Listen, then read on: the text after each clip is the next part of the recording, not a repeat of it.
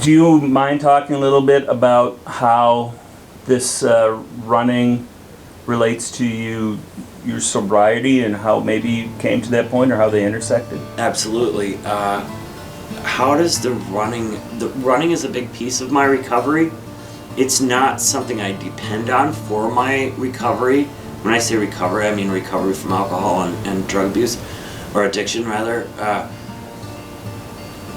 Running can't be the answer to my recovery because I'm gonna get injured, I'm gonna get hurt. The running might not always be there, but it is good therapy. And I find that at these races of ultra long distances, there are many people like me there.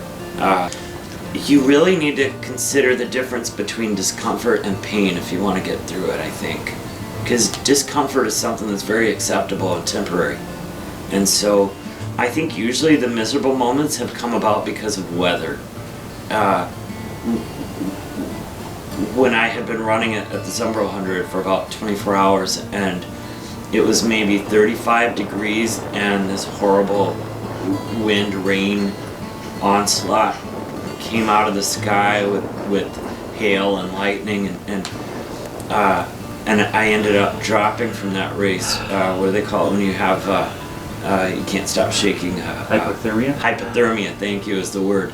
I was pretty blue and my arms were just shaking and I kind of associate real miserable times with the weather, heat, extreme heat maybe, or that kind of cold, or elevation in the Bighorn Mountains. When I got too high of an elevation, I just kept throwing up and couldn't stop.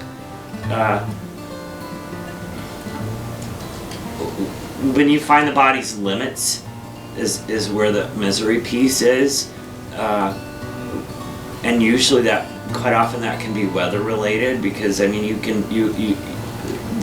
when the weather says you're gonna stop now,